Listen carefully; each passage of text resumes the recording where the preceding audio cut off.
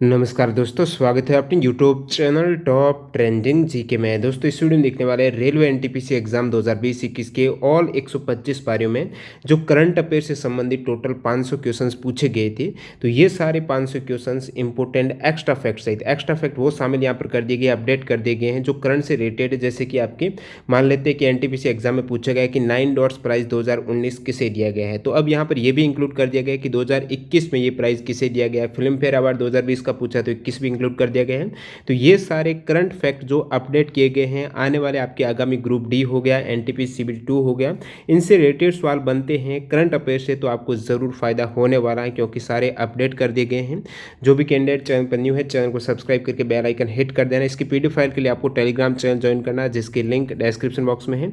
ये part first रहेगा, total 500 question है, सारे क्वेश्चन एक साथ कवर नहीं हो सकते वीडियो में, तो वीडियो ये भी लंबा होने वाला। 100 क्वेश्चन इस पार्ट में कवर होंगे। इस प्रकार टोटल 5 से 6 पार्ट में ये सारे करंट अफेयर्स की सीरीज कंप्लीट हो जाएगी।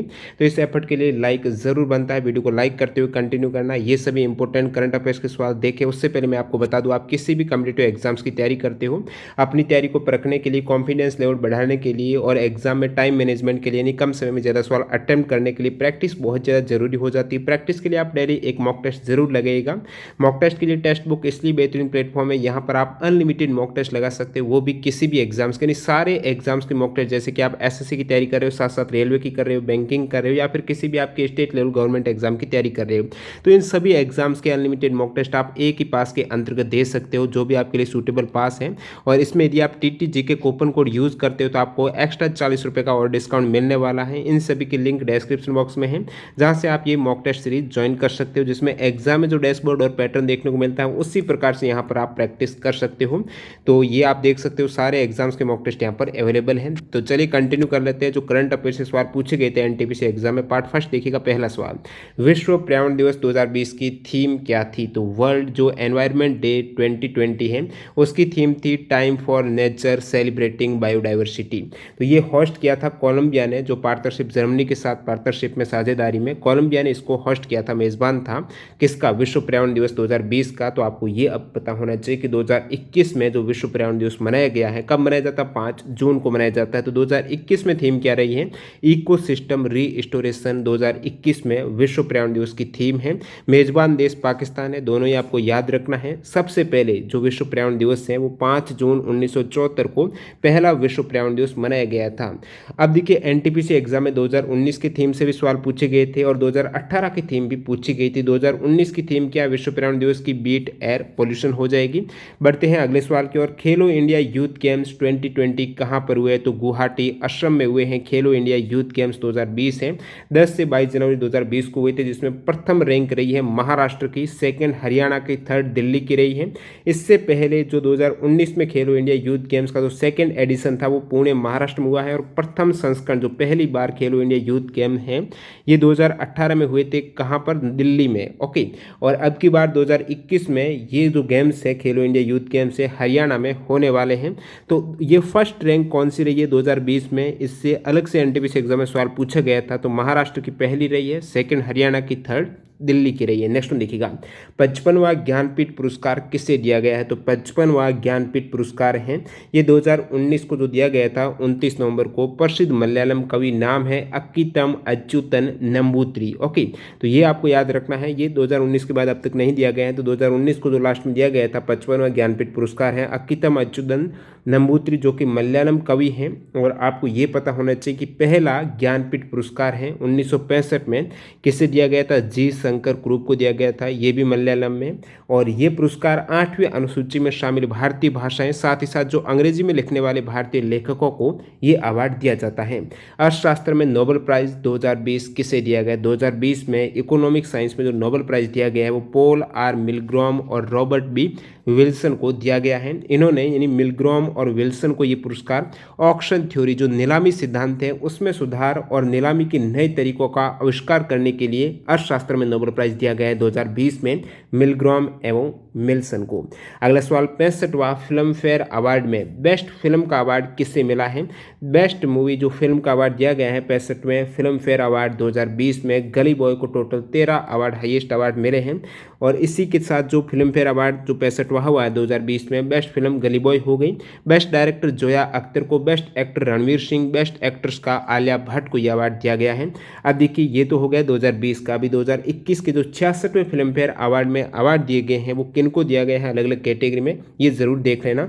तो 66वें फिल्म फेयर अवार्ड 2021 में बेस्ट फिल्म है थप्पड़। बेस्ट डायरेक्टर कौन है? ओम राउत हैं, थानाजी मूवी है इनकी। Best actor Irrfan Khan, best actress है तापसी पन्नू। ये चारों ही बहुत ज़्यादा इंपॉर्टेंट है। बेस्ट फिल्म है थप्पड़, बेस्ट डायरेक्टर है Om Raut, best actor Irrfan Khan, best actress है अभिनेत्री Taapsee Pannu. Best supporting actor से भी सवाल पूछे जाते हैं तो सैफ अली खान है। बेस्ट सपोर्टिंग एक्ट्रेस है Farrukh Jafar. Best playback singer जो मेल में हो जाएंगे राघव चैतन्य, उनका गीत है एक टुकड़ा धूप, तो बेस्ट प्लेबैक सिंगर है राघव चैतन्य। बेस्ट प्लेबैक सिंगर जो फीमेल में हो जाएगी वो है आइस कौर। ओके, अगला सवाल देखिएगा यहाँ पर, कौन सा देश मानव विकास सूचकांक जो मानव विकास सूचकांक 2019 में फर्स्ट रैंक पर रहा है? तो यहाँ पर पूछा गया मानव विकास सूचकांक, तो ये कैपिटल नहीं ह्यूमन डेवलपमेंट इंडेक्स हो जाएगा।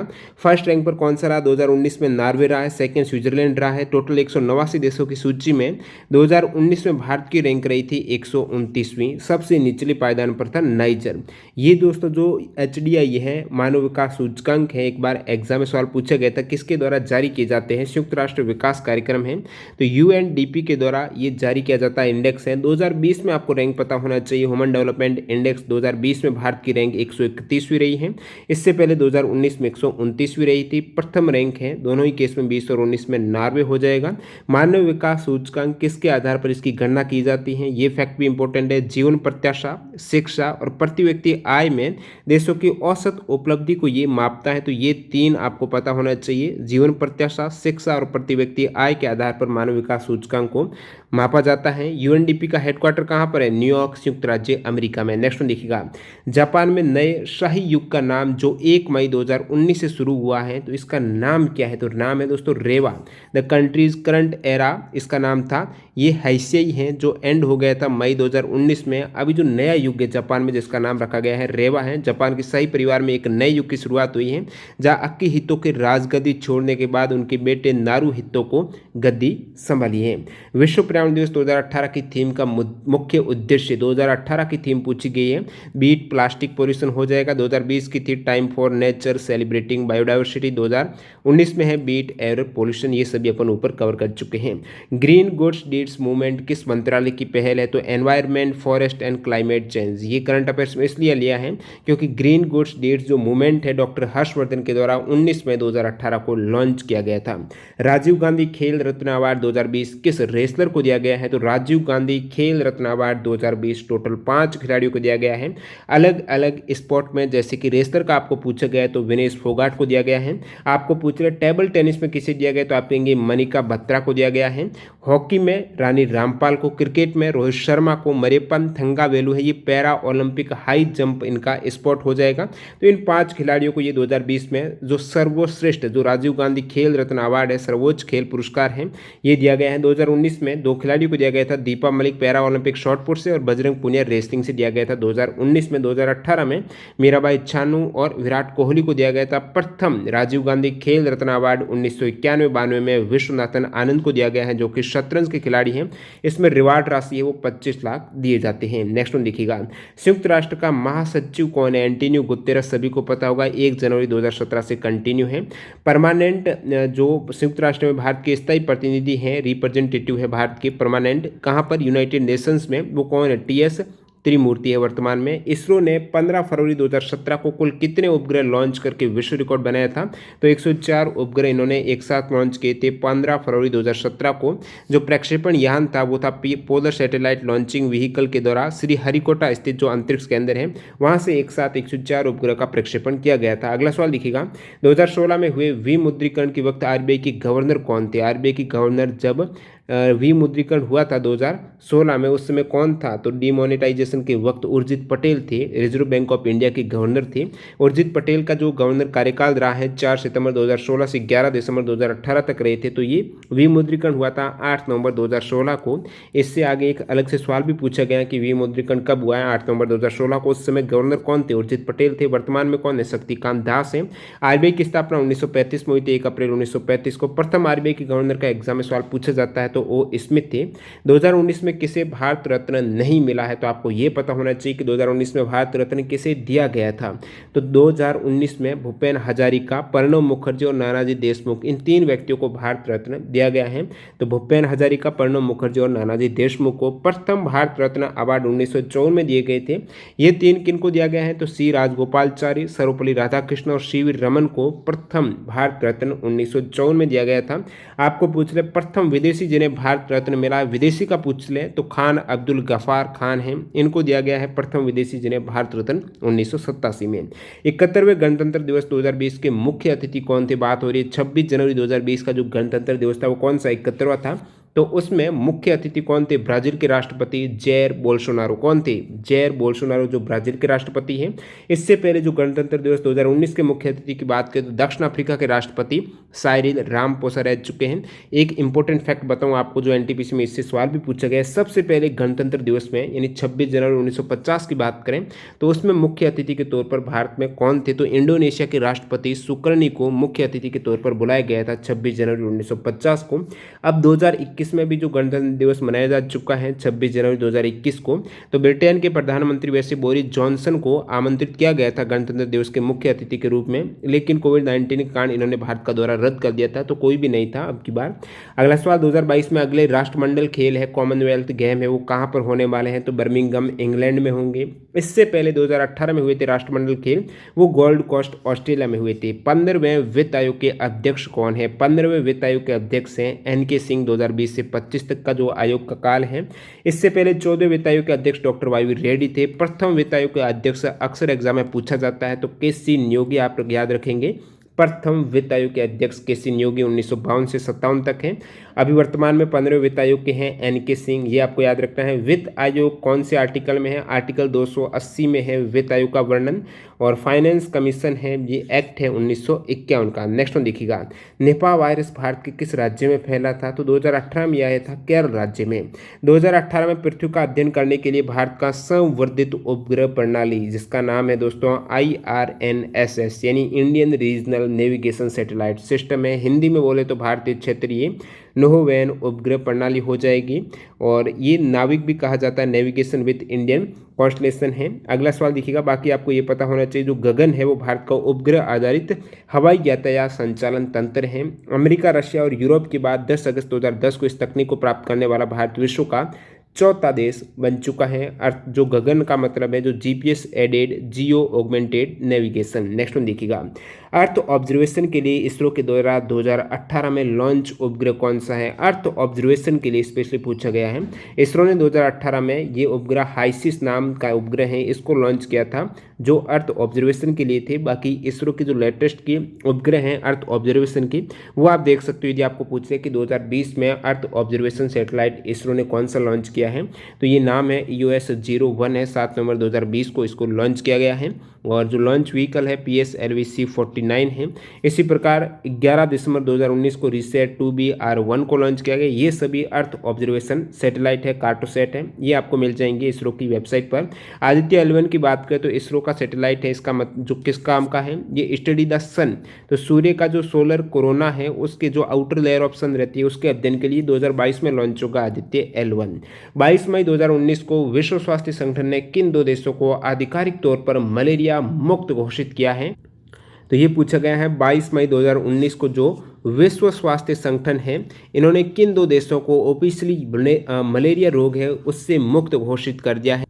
तो वो 2 देश हैं अफ्रीकी देश अल्जीरिया और अमेरिकी देश अर्जेंटीना। तो पर आता है अल्जीरिया और अर्जेंटीना, जो अमेरिका का, अफ्रीकी देश अल्जीरिया, इन दोनों को WHO ने 2019 में जो आधिकारिक तौर पर मलेरिया मुक्त घोषित कर दिया है।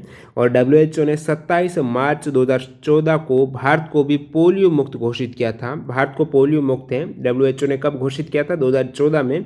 और 1977 को भारत को चेचक मुक्त घोषित किया है। ये फैक्ट भी इंपॉर्टेंट है। नेक्स्ट वन देखिएगा, स्वच्छ भारत मिशन कब शुरू हुआ था? 2014 में, 2 अक्टूबर 2014 में जब इसकी शुरुआत हुई थी तो इसे एक टारगेट रखा गया था कि 2 अक्टूबर 2019 को जो महात्मा गांधी का 150वीं वर्षगांठ है, ये आपको याद रखना, ये पूछ ले कि महात्मा गांधी की 150वीं वर्षगांठ कब मनाई गई थी? 2 अक्टूबर 2019 को।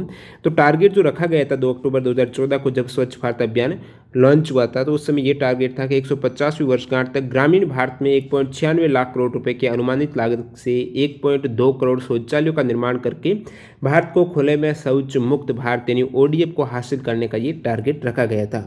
नेक्स्ट ओलंपिक 2021 में कहाँ पर होने वाले हैं? तो ये होने वाले हैं 23 जुलाई से 8 अगस्त 2021 को टोक्यो जापान में। और 2024 के जो ओलंपिक होने वाले हैं समर ओलंपिक, वो पेरिस फ्रांस में होंगे। 2028 के समर ओलंपिक हैं, ये लॉस एंजल्स कैलिफोर्निया और यूनाइटेड स्टेट में होने वाले हैं।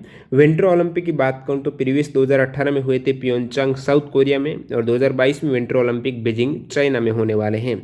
नेक्स्ट वन देखिएगा, भारत वन स्थिति रिपोर्ट 2019 के अनुसार देश में वनों एवं वृक्षों से आच्छादित कुल क्षेत्रफल कितना है? तो वन स्थिति रिपोर्ट जो इंडिया की यहाँ पर 2019 के अकॉर्डिंग बात करें तो टोटल देश में वन एवं वृक्षों से आच्छादित कुल क्षेत्रफल है वो हो जाएगा 24.56% है, जो हो जाता है 8,07,276 वर्ग किलोमीटर। कुल भौगोलिक क्षेत्रफल का ये 24.56% है।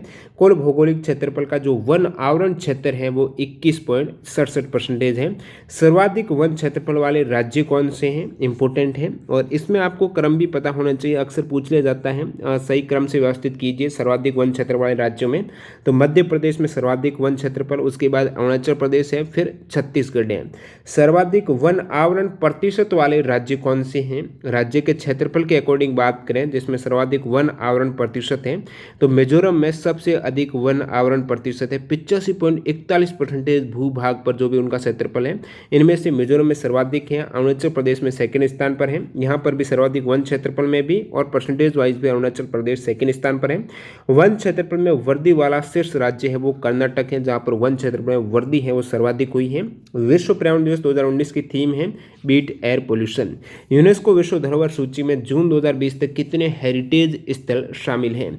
तो यूनेस्को की विश्व धरोहर की सूची में जून 2020 तक के डाटा के अकॉर्डिंग जो हेरिटेज स्थल है वर्ल्ड वाइड वो 1121 वर्ल्ड हेरिटेज साइट है, जो 3 कैटेगरी में रहती हैं। 869 कल्चरल हैं, 213 नेचुरल हैं, और 39 है वो मिक्स्ड प्रॉपर्टीज़ है। यहाँ पर कुल 167 देशों में यूनेस्को की ये वर्ल्ड हेरिटेज साइट फैली हुई है। सबसे ज़्यादा यूनेस्को वर्ल्ड हेरिटेज साइट है वो चीन एवं इटली दोनों में 55 साइट हैं। भारत में वर्तमान में 40 हो जाएगी।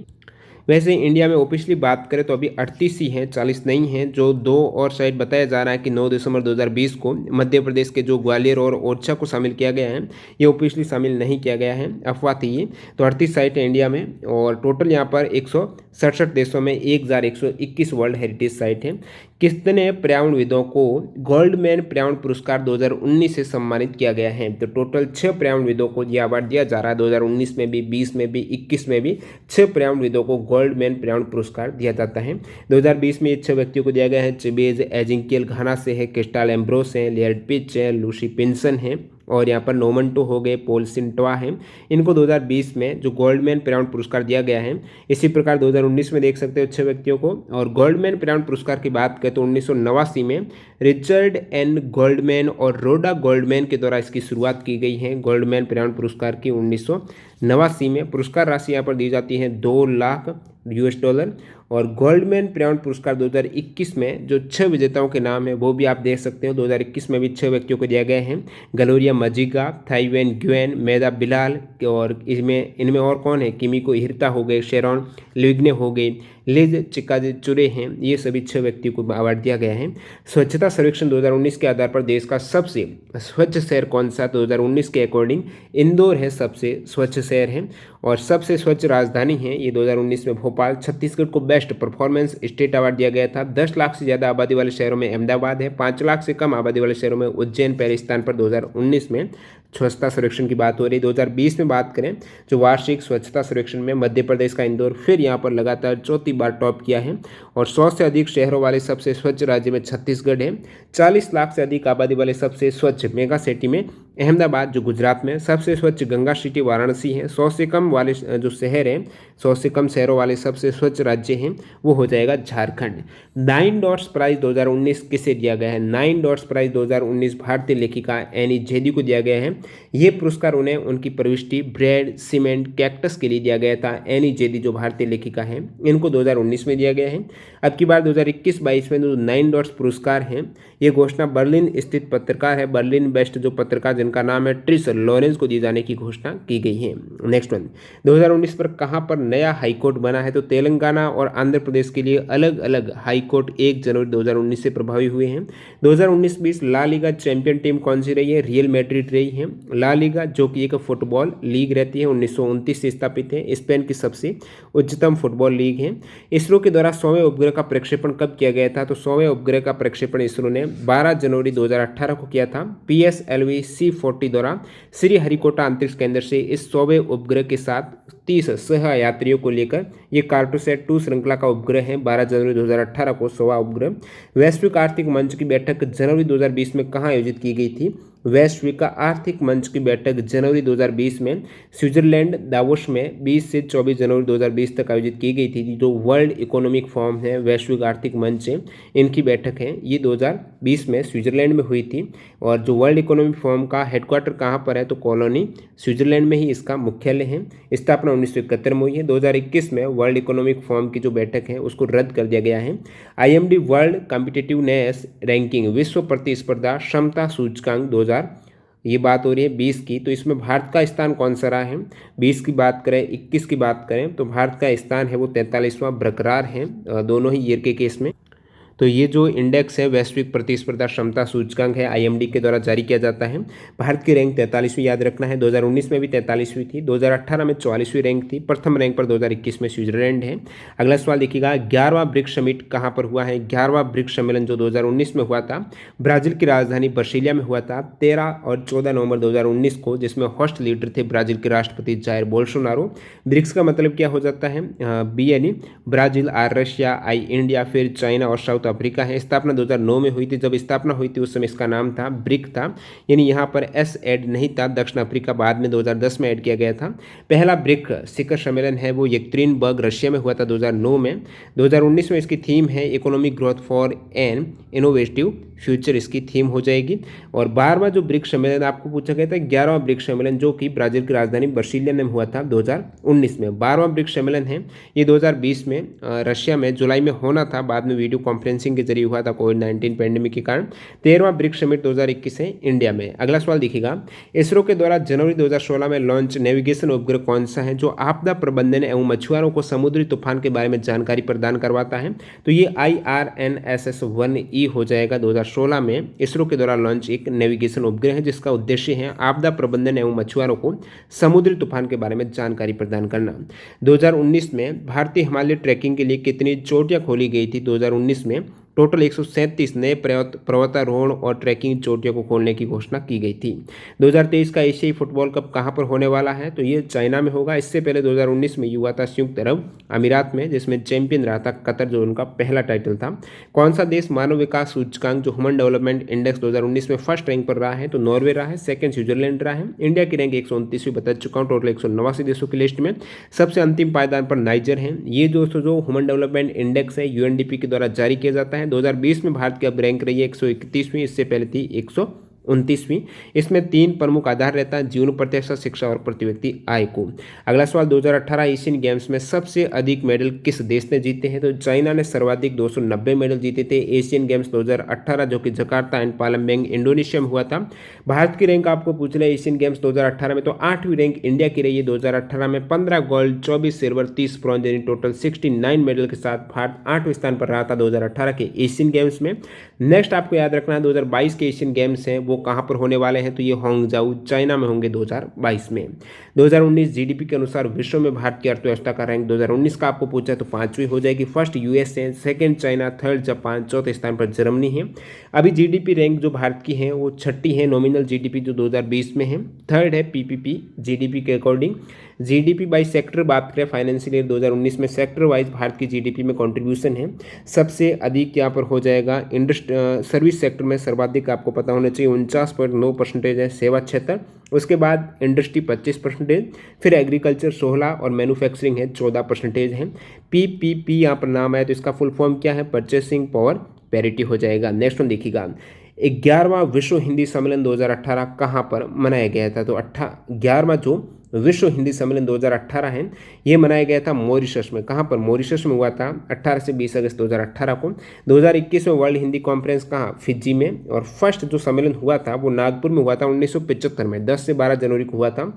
इसलिए आपको पता होना चाहिए 10 जनवरी को विश्व हिंदी दिवस के रूप में मनाया जाता है, क्योंकि पहला जो हिंदी सम्मेलन हुआ था वो 10 से 12 जनवरी 1975 को नागपुर में हुआ था। विश्व हिंदी सम्मेलन 10 जनवरी को, लेकिन जो भारत में राष्ट्रीय हिंदी दिवस मनाया जाता है वो 14 सितंबर को मनाया जाता है, क्योंकि 14 सितंबर वो दिन है जब 1949 को संविधान सभा ने हिंदी को राजभाषा का दर्जा दिया था। अक्टूबर 2020 तक भारत में कितने राज्य और केंद्र शासित प्रदेश हैं, अभी भारत में 28 स्टेट हैं, 8 यूनियन टेरिटरी हो जाएगी। कौन सी केंद्र शासित प्रदेश 8 हैं, अंडमान एवं निकोबार आइलैंड हो गया, फिर चंडीगढ़ हो गया, दादर एवं नगर हवेली दमन दीव ये 1 हो चुका है तो 3, नेशनल कैपिटल टेरिटरी दिल्ली हो जाएगा, जम्मू कश्मीर हो गया, लक्षद्वीप हो गया, लद्दाख हो गया एंड पुदुचेरी हो गया। तो टोटल 8 यूनियन टेरिटरी हो जाएंगे, 28 स्टेट हैं। अगला सवाल, 1 फरवरी 2019 को केंद्रीय बजट किसने पेश किया था, तो 1 फरवरी 2019 की बात हो रही है, जो कि कॉर्पोरेट मामले, रेल और कोयला मंत्री पीयूष गोयल ने ये अंतरिम बजट पेश किया था। अरुण जेटली के अस्वच्छ होने की वजह से वित्त मंत्री का अतिरिक्त प्रभार संभाल रहे थे पीयूष गोयल, इन्होंने ये 1 फरवरी 2019 को केंद्रीय बजट पेश किया था। आपको पूछ लें कि सबसे अधिक बार बजट किसने पेश किया है, केंद्रीय बजट है, तो पूर्व प्रधानमंत्री मोरारजी देसाई ने अब तक सबसे अधिक 10 बार ये बजट पेश किया है। स्वतंत्र भारत का पहला बजट है, वित्त मंत्री आर के षणमुखम चेट्टी ने 26 नवंबर 1947 को स्वतंत्र भारत का पहला बजट है, षणमुखम चेट्टी ने ये प्रस्तुत किया था। अब बात कर लेते हैं यूनियन बजट 2021-22 की, जिसको किन्होंने पेश किया है, प्रेजेंट किया है, तो अभी मिनिस्टर ऑफ फाइनेंस कौन है, निर्मला सीतारमण ने ये प्रथम फरवरी 2021 को पेश किया था। अगला सवाल देखिएगा, सेतु भारतम योजना कब लॉन्च की गई है, 4 मार्च 2016 को सेतु भारतम योजना, जिसका उद्देश्य है 2019 तक जो भी राष्ट्रीय राजमार्ग हैं उनको रेलवे क्रॉसिंग से मुक्त करना। एशियाई खेल 2018 में शूटिंग की बात हो रही है, 25 मीटर पिस्टल में गोल्ड मेडल किसने जीता था, 2018 के एशियाई खेलों में 25 मीटर पिस्टल में गोल्ड मेडल जीता था राही सरनोबत ने, जो वुमन 25 मीटर पिस्टल प्रतियोगिता है। और सौरभ चौधरी ने मेंस की 10 मीटर एयर पिस्टल इसमें जीता है गोल्ड मेडल। ठीक है, बात करूं रेसलिंग गोल्ड की, तो बजरंग पूनिया ने जो फ्री स्टाइल 65 किलोग्राम भार वर्ग में, विनेश फोगाट ने 50 किलोग्राम फ्री स्टाइल भार वर्ग में रेसलिंग में गोल्ड जीता है। एशियाई खेल 2018 की ये सभी बात हो रही है। 2018 के एशियन गेम जकार्ता एवं पालमबैंग इंडोनेशिया में हुए थे। इंडिया की रैंक मैंने बताया 8वीं रही है 69 मेडल के साथ में। और 2022 के जो एशियन गेम्स होने वाले हैं वो कहाँ पर होंगे, चाइना में, होंगझाऊ चाइना। फर्स्ट रेल यूनिवर्सिटी है, तो प्रथम रेल विश्वविद्यालय है वडोदरा गुजरात में, और इसका नाम है national rail and transportation institute है, जो कि स्थापित हुआ है 5 सितंबर 2018 को। Rank of India in global innovation index, वैश्विक नवाचार सूचकांक 2020 की बात करें तो भारत की रैंक रही है दोस्तों 48वीं। कौन सी, 48वां रैंक रहा है इंडिया का, किसमें, वैश्विक नवाचार सूचकांक ग्लोबल इनोवेशन इंडेक्स 2020 में। तो आप कहेंगे प्रथम रैंक किसकी रही है, तो स्विट्जरलैंड की पहली रैंक रही है वैश्विक नवाचार सूचकांक में। यमन सबसे निचले पायदान पर 131वें स्थान पर है। 2019 में भारत इस सूचकांक में 52वें स्थान पर था, ये 2020 में है 48वीं, और 2019 में भारत था 52वें स्थान पर। वैश्विक नवाचार सूचकांक 2019 की थीम है क्रिएटिंग हेल्थी लाइव्स है। 2020 के वैश्विक नवाचार सूचकांक की थीम क्या है, who will finance innovation.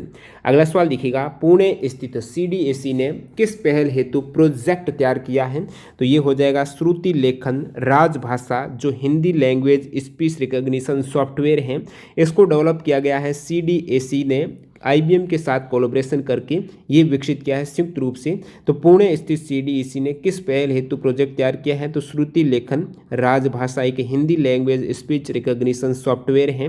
CDEC का मतलब है centre for development of advance computing, जिसकी स्थापना 1988 में हुई थी। WTO मिनिस्ट्रियल कॉन्फ्रेंस जो MC11 है, मिनिस्ट्रियल कॉन्फ्रेंस 11 कहाँ पर हुई थी? तो 2017 में ये हुई थी दोस्तों ब्यूनस एरिस अर्जेंटीना में। तो WTO की जो मिनिस्ट्रियल कॉन्फ्रेंस MC11 है ये ब्यूनस एरिस अर्जेंटीना में हुई थी। WTO की जो 12वीं मिनिस्ट्रियल कॉन्फ्रेंस MC12 है ये होने वाली दोस्तों 30 नवंबर से 3 दिसंबर 2019 तक जेनेवा स्विट्जरलैंड में। और जो उद्घाटन मंत्री स्तरीय सम्मेलन था प्रथम जो 1996 में सिंगापुर में आयोजित किया गया था। भारतीय अंतरिक्ष अनुसंधान संगठन ने किस पूर्व चेयरमैन को फ्रांस के सर्वोच्च नागरिक पुरस्कार सेविलियर ऑफ ऑर्डर ऑफ ऑनर से सम्मानित किया गया है? तो इसरो के पूर्व चेयरमैन को जिनको फ्रांस के सर्वोच्च नागरिक पुरस्कार नाम है सेविलियर ऑफ ऑर्डर ऑफ ऑनर से सम्मानित किया गया, इनका नाम है किरण कुमार है। ये भारत फ्रांस अंतरिक्ष सहयोग में उनके योगदान के लिए ये फ्रांस का सर्वोच्च नागरिक सम्मान इन्हें दिया गया है।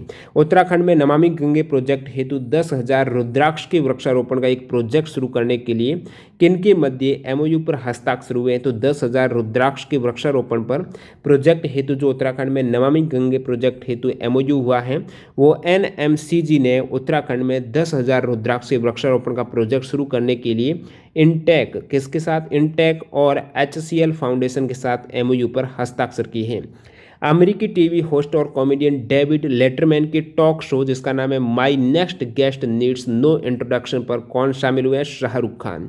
RBI ने के स्लाइड सोसाइटी हेतु भुगतान प्रणाली के लिए किस विजन को जारी किया है?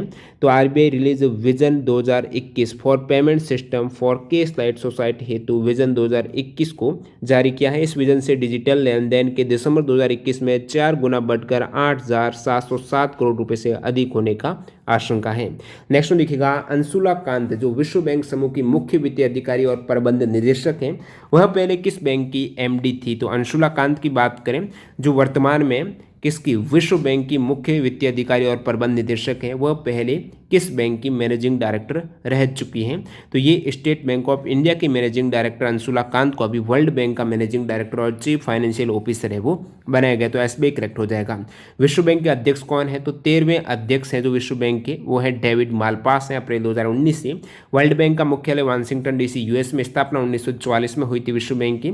MD और CFO जो ऊपर बात की अपन ने अंशुला कांत जो भारतीय हैं, इसके सदस्य देश से पूछा जाता है बहुत बार। मेंबरशिप इसमें 2 इंस्टीट्यूट हैं IBRD और IDA। IBRD या फिर विश्व बैंक के सदस्य देश 189 हैं, IDA के 173 हैं। IDA का मतलब है इंटरनेशनल डेवलपमेंट एसोसिएशन, IBRD का मतलब है international bank for reconstruction and development. Next देखिएगा भारतीय उद्योग परिसंघ के अध्यक्ष कौन थे? पहले उदय कोटक थे, अभी वर्तमान में मार्च से कंटिन्यू 2021 मार्च से ये TV नरेंद्रा हैं। भारतीय उद्योग परिसंघ आपको याद रखना है, लेटेस्ट अपडेट है TV नरेंद्र हैं जो कि टाटा स्टील लिमिटेड के चीफ एग्जीक्यूटिव ऑफिसर और MD TV नरेंद्र अभी ये भारतीय उद्योग परिसंघ के प्रेसिडेंट हैं। इसका हेडक्वार्टर कहाँ पर है? CII का, तो ये न्यू दिल्ली में है। भारतीय नौसेना के अग्रिम पंक्ति के किस विध्वंसक मिसाइल को मई 2019 में विघटित कर दिया गया है, डीकमीशन कर दिया गया है, यानी सर्विस से बाहर कर दिया गया है? तो भारतीय नौसेना का जो अग्रिम पंक्ति का कौन सा विध्वंसक मिसाइल है मई 2019 में विघटित किया गया? INS रंजीत को ये नष्ट कर दिया गया है। अगला सवाल देखिएगा 2019 ISSF वर्ल्ड कप में 10 मीटर एयर राइफल में गोल्ड मेडल किन्होंने जीता है? अपूर्वी चंदेला ने ISSF वर्ल्ड कप में 10 मीटर एयर राइफल 2019 में गोल्ड मेडल जीता था। नई दिल्ली और म्यूनिक जर्मनी में जो हुआ था। पुतिन चीन में जो गोल्ड मेडल जीता है 10 मीटर एयर राइफल में वो एल्वेनिल वालारिवेन ने जीता है। फर्स्ट रैंक यहाँ पर भारत की रही है 21 गोल्ड 6 सिल्वर 3 ब्रॉन्ज मेडल के साथ। 2021 में भी अलग अलग स्थान पर होता है। तो नई दिल्ली में जो 2019 में जो ISSF वर्ल्ड कप हुआ है इसमें 50 मीटर राइफल में 3 पोजीशन रहती हैं, उसमें गोल्ड ऐश्वर्या प्रताप सिंह तोमर ने जीता जो भारत से है, वही मैं बता रहा हूँ क्योंकि इंडिया से ही पूछे जाते हैं अक्सर इस प्रकार के सवाल। 2021 में नई दिल्ली में जो 10 मीटर एयर राइफल वाला हुआ है इसमें ब्रॉन्ज मेडल जीता है दिव्यांश सिंह पंवार ने और 25 मीटर रैपिड फायर पिस्टल में विजयवीर सिद्धू ने सिल्वर मेडल जीता। साथ ही साथ 10 मीटर एयर पिस्टल में सौरभ चौधरी ने सिल्वर मेडल जीता है ISSF वर्ल्ड कप 2021 में। यूनेस्को, ये एक प्राइज है जिसका नाम है यूनेस्को गुलेर्मो कानो वर्ल्ड प्रेस फ्रीडम प्राइज 2020 किसे दिया गया, ये आपको पूछा। तो UNESCO Guillermo Cano World Press Freedom Prize 2020 है, ये जिनेत बेडोया लीमा को दिया गया जो कोलंबिया से हैं। 2021 में भी अवार्ड दिया जा चुका है, तो मारिया रेशा को दिया गया है फिलीपींस से ही। 2019 में क्वास्ट्रो ओ और वाल लोन जो म्यांमार से, इनको दिया गया था। फर्स्ट 1997 को ये अवार्ड दिया गया था गाओ यू को जो कि चाइना से हैं। तो आपको इसमें स्पेशली 2021 का याद रखना है, मारिया रूसिया को दिया गया है। नाम इनका मारिया रेशा जो फिलीपींस से हैं। UNESCO Guillermo Cano World Press Freedom Index जो 2020 पूछा था, जिनेत बेडोया लीमा को दिया गया था। अगला सवाल लिखिएगा, पब्लिक अफेयर इंडेक्स 2020 में बड़े राज्यों की श्रेणी में सर्वश्रेष्ठ शासित राज्य कौन सा है, ये अक्टूबर 2020 का करंट अफेयर्स आप कह सकते हो। तो पब्लिक अफेयर्स इंडेक्स 2020 में जो बड़े राज्यों की कैटेगरी है उसमें सर्वश्रेष्ठ शासित राज्य हैं वो केरल हो जाएगा, ठीक है। सेकंड स्थान पर तमिलनाडु है, फिर आंध्र प्रदेश है। सबसे निचले पायदान पर शासन के केस में ये उत्तर प्रदेश सबसे निचले पायदान पर है पब्लिक अफेयर्स इंडेक्स 2020 में। केरल सर्वश्रेष्ठ स्थान पर है। स्मॉल कैटेगरी में बात करूं, बड़े राज्यों की ये कैटेगरी थी। स्मॉल कैटेगरी में फर्स्ट जो सबसे सर्वश्रेष्ठ शासित राज्य गोवा है। अंतिम स्थान पर स्मॉल कैटेगरी में मणिपुर है। और यूटी के केस में बात करें तो टॉप जो शासित केंद्र शासित प्रदेश है वो चंडीगढ़ हो जाएगा। तो ये केरल हो जाएगा बड़े राज्यों में, छोटे राज्यों में गोवा फर्स्ट पर है। 2019 में अंतिम व्हाइट टाइगर की मौत हो गई थी, उसका नाम क्या था, उसका नाम था दोस्तों बाजीराव, ठीक है। मई 2019 में 18 वर्ष की उम्र में संजय गांधी नेशनल पार्क है जो कि मुंबई में है, बोरीवली मुंबई, और यहाँ पर इनकी डेथ हो गई थी बाजीराव जो कि व्हाइट टाइगर था, अंतिम व्हाइट टाइगर। अगला सवाल, किस चक्रवात ने ओडिशा और पश्चिम बंगाल में तबाही मचाई थी, तो अम्फान जो साइक्लोन आया था मई 2020 में ओडिशा और पश्चिम बंगाल में तबाही मचाई थी। जिस प्रकार अब की बार जो ताउते आया था तूफान 2021 में, जो कि महाराष्ट्र, कर्नाटक और गुजरात में सबसे अधिक भीषण तबाही मचाई थी। साइक्लोन याश भी आया मई 2021 में, पश्चिम बंगाल और ओडिशा में प्रभाव रहा यहाँ पर। और साइक्लोन फैनी की बात करूँ तो अप्रैल 2019 में आया था। प्रभावित राज्य ओडिशा, पश्चिम बंगाल, आंध्र प्रदेश रहे हैं। साइक्लोन बुलबुल है, नवंबर 2019 में आया था, पश्चिम बंगाल को प्रभावित किए थे। जो भी साइक्लोन के नाम है 2020-21 वाले, देख लेना कहाँ पर क्या प्रभाव रहा है। स्वच्छ सर्वेक्षण 2020 में दूसरा सबसे स्वच्छ शहर कौन सा है, 2020 में सूरत है जो गुजरात की सिटी है, ये दूसरा सबसे स्वच्छ शहर है। पहला इंदौर मध्य प्रदेश सिटी है, थर्ड है नवी मुंबई महाराष्ट्र की। तो तीनों इस रैंक आप देख सकते हो स्वच्छता सर्वेक्षण 2020 में। 1 लाख से कम आबादी वाले सबसे जो शहरों के लिए सबसे स्वच्छ शहर का पुरस्कार है वो कराड़ को दिया गया जो महाराष्ट्र की है। सेकंड है शाश्वत जो महाराष्ट्र से है। थर्ड है लोनावाला, ये भी महाराष्ट्र से। तो 1 लाख से कम आबादी वाले जो भी सिटी हैं उनमें सबसे स्वच्छ शहर का पुरस्कार कराड़ को है। इंदौर को ये सबसे स्वच्छ शहर का अवार्ड दिया गया है। सेकंड सूरत जो आपको यहाँ पर पूछा गया है। 100 से अधिक शहरों वाले सबसे स्वच्छ राज्य छत्तीसगढ़ है और 100 से कम शहरों वाले सबसे स्वच्छ राज्य झारखंड है। नवंबर 2020 में किस INS पनडुब्बी को शामिल किया गया है, तो वजीर हैं जो स्कॉर्पियन श्रेणी की 5वीं पनडुब्बी हैं, ये नौसेना में शामिल की गई है। INS का मतलब क्या है, इंडियन नेवी शिप हो जाएगी। वजीर को 2020 में नवंबर में शामिल किया गया था। भारत के 17 वर्षीय छात्र जिनका पूछा गया है कि भारत के 17 वर्षीय छात्र के द्वारा बनाए गए किस लघु उपग्रह को हाल ही में नासा के द्वारा लॉन्च किया गया है, उसका नाम क्या है लघु उपग्रह का। तो जो 17 वर्षीय भारतीय छात्र आभास सिक्का इनका नाम है, इनके द्वारा रमनसैट 2 जो उपग्रह हैं वो हाल ही में जो लघु उपग्रह इसको नासा ने लॉन्च किया है। 17 वर्षीय छात्र जिनका नाम है आभास सिक्का ने इसको डिजाइन किया है। रमनसैट 2 ये लघु उपग्रह है, नासा के द्वारा लॉन्च किया गया। जनवरी 2019 के बाद केंद्रीय मंत्रिमंडल किस देश के साथ भारत के बाह्य अंतरिक्ष क्षेत्र के शांतिपूर्ण उपयोग के लिए सहमति पत्र को मंजूरी प्रदान की है। तो जनवरी 2019 के बाद जो केंद्रीय मंत्रिमंडल ने, ये फिनलैंड हो जाएगा, फिनलैंड के साथ भारत के बाह्य अंतरिक्ष क्षेत्र के शांतिपूर्ण उपयोग के लिए MOU पर हस्ताक्षर किए हैं। अगस्त 2019 में 45वां G7 समिट किस शहर में हुआ है, तो ये फ्रांस में हुआ है। बियारिट्ज जो सिटी का नाम है फ्रांस की, उसका नाम है बियारिट्ज जो सिटी है फ्रांस की, वहाँ पर G7 समिट हुआ है 2019 में, जो 45वां G7 समिट है। तो ये बियारिट्ज फ्रांस में हुआ है। अगस्त 2019 में 45वां G7 समिट है। और बात करूँ नेक्स्ट जो 46वां G7 समिट है, ये US में होने वाला था, 2020 में कैंसिल हो गया। अब की बार ये 47वां G7 समिट हो चुका है 2021 में। कॉर्नवाल इंग्लैंड UK में ये हुआ है, कॉर्नवाल इंग्लैंड UK में 47वां G7 समिट हुआ है। आपको 45वां पूछा था, ये 47वां करंट अफेयर्स की दृष्टि से इंपॉर्टेंट हो जाता है। ये हुआ था बियारिट्ज फ्रांस में। G7 एक अंतर्राष्ट्रीय अंतर सरकारी आर्थिक संगठन है जिसमें 7 IMF दुनिया की उन्नत अर्थव्यवस्थाएं हैं वो शामिल रहती हैं। उन्नत अर्थव्यवस्था वाले देश कौन से 7 देश हैं? Canada, France, Germany, Italy, Japan, United kingdom और संयुक्त राज्य अमेरिका G7 देश हैं। एक G20 भी है जो 20 वित्त मंत्रियों और सेंट्रल बैंक के गवर्नर्स का समूह है। तो इनकी समिट भी देख लेते हैं एक नज़र में। तो 14वां जो समिट हुआ है स्टेट लीडर का G20 वाला बात हो रही है, ये 2019 जापान ओसाका में हुआ था। 15वां समिट है ये सऊदी अरब रियाद में हुआ था। ये एनटीपीसी एग्जाम में आ चुका है। 15वां समिट जो G20 का हुआ है, 20 वित्त मंत्री और सेंट्रल बैंक के गवर्नर्स का समूह G20 है। इसमें स्टेट का लीडर का जो समिट हुआ है 2020 में, वो रियाद सऊदी अरबिया में हुआ है। नेक्स्ट 2021 में 16वां ये रोम इटली में, और फिर 17वां 2022 में ये लुब्बान बाजो इंडोनेशिया में, 18वां 2023 में इंडिया में होने वाले। ये सभी G20 समिट है कहाँ पर होने वाले या फिर हुए हैं। आपको G7 का पूछा गया था जो बियारिट्ज फ्रांस में हुआ था 2019 में, और 21 में अब की बार 47वां ये कॉर्नवाल इंग्लैंड में। अगला सवाल 2019 शांति का नोबेल प्राइज़ किसे दिया गया है? तो शांति का नोबेल प्राइज़ 2019 है ये इथियोपिया के प्रधानमंत्री अबी अहमद अली को दिया गया है। और अबी अहमद अली याद रखना है। बाकी अब की बार 2020 में ये जो शांति का नोबेल प्राइज़ है वर्ल्ड फूड प्रोग्राम को दिया गया था। वर्ल्ड इकोनॉमिक फोरम के द्वारा जारी वैश्विक प्रतिस्पर्धा सूचकांक 2019 में भारत की रैंक है। ग्लोबल कॉम्पिटिटिवनेस इंडेक्स 2019 जो कि जारी किया गया है WEF के द्वारा, 2019 में इंडिया की रैंक रही है 68वीं, 2018 में 58वीं थी। फर्स्ट रैंक सिंगापुर की है। देखिए ये जो इंडेक्स जारी किया गया है WEF के द्वारा। IMD वर्ल्ड कॉम्पिटिटिवनेस इंडेक्स 2019-20 में इंडिया की रैंक ऊपर बताया मैंने आपको 43वीं है, लेकिन आपको वर्ल्ड इकोनॉमिक फोरम का पूछे तो ये 68वीं रही है 2019 में। अगला सवाल 2019 में किसकी 77वीं वर्षगांठ पर योगी आदित्यनाथ ने 22 करोड़ पौधारोपण का रिकॉर्ड बनाया है? तो भारत छोड़ो आंदोलन की 77वीं वर्षगांठ पर योगी आदित्यनाथ ने 22 करोड़ पौधारोपण का रिकॉर्ड बनाया था। तो ये भारत छोड़ो आंदोलन की 77वीं वर्षगांठ थी 2019 में। अगले सवाल की ओर मूव करते हैं। यहाँ पर पूछा गया है information and communication technology ICT को रमसा में कब समन्वित किया गया है? 2009 में ICT को रमसा में समन्वित कर दिया गया है। रमसा का मतलब है राष्ट्रीय माध्यमिक शिक्षा अभियान है, और ICT स्कूल स्कीम है जो MHRD के द्वारा लॉन्च की गई दिसंबर 2004 में, और इंटीग्रेटेड अंडर रमसा ये हुई है 2009 में, जिसको 2010 में रिवाइज किया गया था।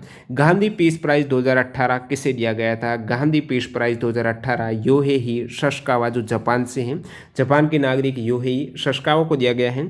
देखिए इंदिरा गांधी शांति पुरस्कार और गांधी शांति पुरस्कार दोनों ही अलग अलग हैं, इसमें कंफ्यूज मत होना। योहेई ससाकावा जो जापान से, इनको गांधी शांति पुरस्कार दिया गया है 2018 में। 2019 में जो गांधी शांति पुरस्कार दिया गया है वो कुब्बूस बिन सईद अल सैद को दिया गया जो ओमान से हैं। 2020 में गांधी पीस प्राइज़ है ये शेख मुजबिर रहमान को दिया गया है जो कि बांग्लादेश से हैं।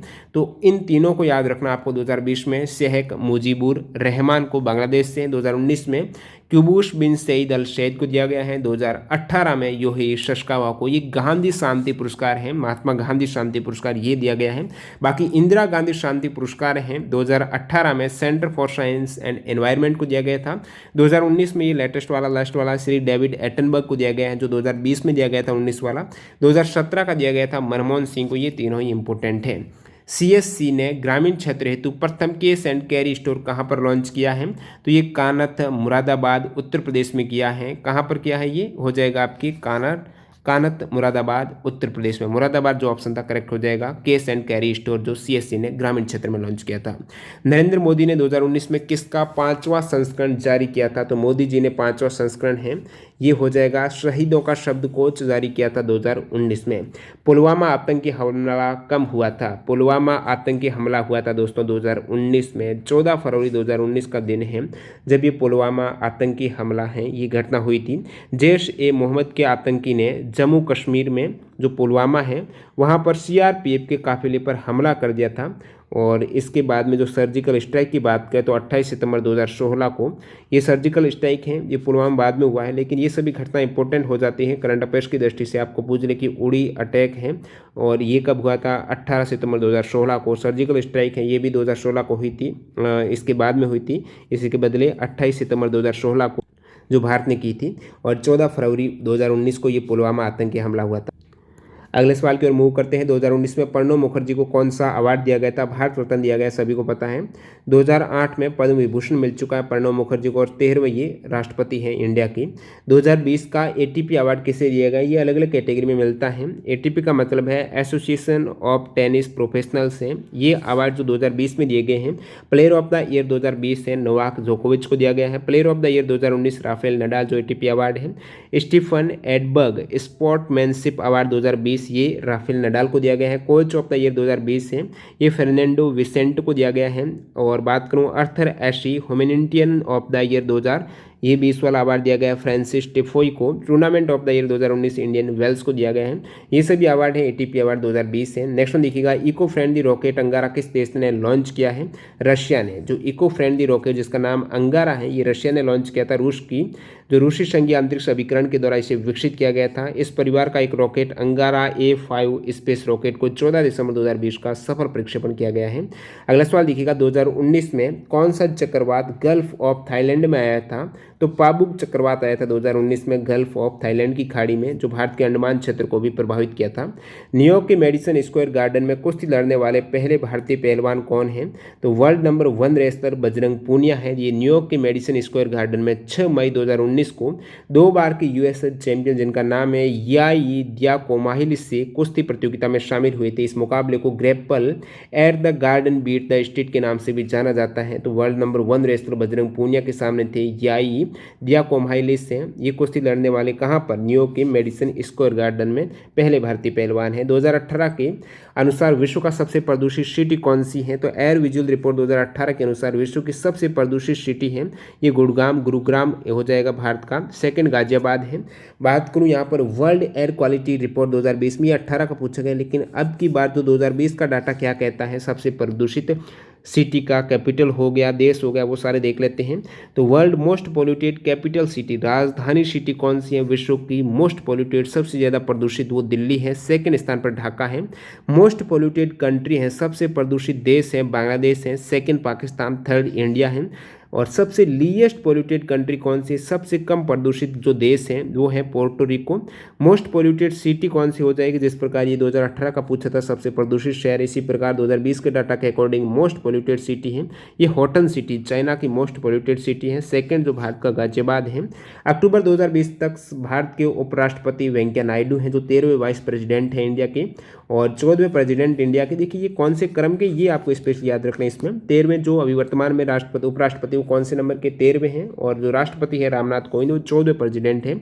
अगला सवाल, मानुषी छिल्लर 2017 मिस वर्ल्ड विजेता रही है, ये कहाँ पर हुआ था? मिस वर्ल्ड प्रतियोगिता 2017 है ये दोस्तों। जो 67वां एडिशन था 18 नवंबर 2017 को चीन के सान्या में आयोजित किया गया था। मानुषी छिल्लर हरियाणा से हैं जो कि मिस वर्ल्ड रही है 2017 में।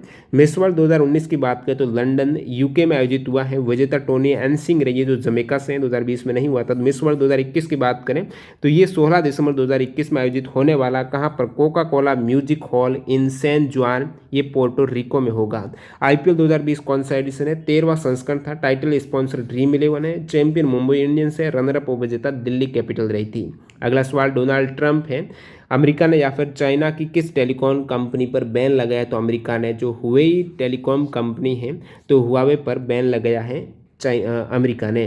किसान के हाथों को कीटनाशक दवा के उपयोग से बचाव के लिए किस संस्थान ने एक स्पेशल जेल बनाया है? तो संस्थान का नाम है दोस्तों इंस्टेम यानी institute for stem cell biology and regenerative medicine है। ये 2018 में किसान के हाथों को कीटनाशक दवा के उपयोग से बचाव के लिए एक जेल विकसित किया था इंस्टेम ने। 2018 में भारत की मौजूदा स्पेशल इकोनॉमिक जोन नीति का अध्ययन करने के लिए वाणिज्य और उद्योग मंत्रालय के द्वारा गठित समिति के अध्यक्ष कौन थे? तो श्री बाबा कल्याणी अध्यक्ष थे। ये जो नीति है 2018 में भारत की मौजूदा स्पेशल इकोनॉमिक जोन की नीति का अध्ययन करने के लिए वाणिज्य और उद्योग मंत्रालय के द्वारा गठित समिति के अध्यक्ष बनाए गए थे श्री बाबा कल्याणी। एशियन गेम्स 2018 में ओपनिंग सेरेमनी में भारतीय ध्वजवाहक कौन थे? तो भारतीय ध्वजवाहक जो ओपनिंग सेरेमनी की बात करूं एशियन गेम्स 2018 की तो वो कौन थे दोस्तों? फ्लैग बियरर ओपनिंग में नीरज चोपड़ा थे और फ्लैग बियरर क्लोजिंग है जो समापन समारोह में ध्वजवाहक थी वो रानी रामपाल थी। इंडिया की 8वीं रैंक रही है एशियन गेम्स 2018 में, जो कि जकार्ता और पालमबांग इंडोनेशिया में हुए हैं। नेक्स्ट में देखिएगा बॉन्ड-आई प्रोजेक्ट किस बैंक के द्वारा लॉन्च किया गया है? तो विश्व बैंक के द्वारा 2018 में बॉन्ड-आई प्रोजेक्ट लॉन्च किया गया था। वर्ल्ड फर्स्ट ये ब्लॉकचेन बॉन्ड है। बॉन्ड-आई जो ब्लॉकचेन ऑपरेटेड न्यू डेब्ट इंस्ट्रूमेंट है।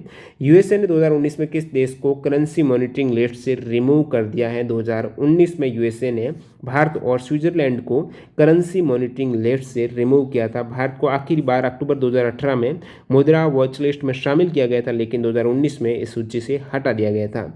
नवंबर 2020 तक आईसीसी टी20 रैंक क्रिकेट जो में फर्स्ट रैंक किस देश की है? आईसीसी टी20 क्रिकेट में फर्स्ट रैंक यहाँ पर 2020 का जो डाटा पूछा गया उसके अकॉर्डिंग तो इंग्लैंड करेक्ट था, सेकंड इंडिया था उस डाटा के अकॉर्डिंग। अभी वर्तमान में ये डाटा चेंज हो चुका है। वर्तमान यानी मैं 3 जुलाई 2021 तक की बात कर रहा हूँ।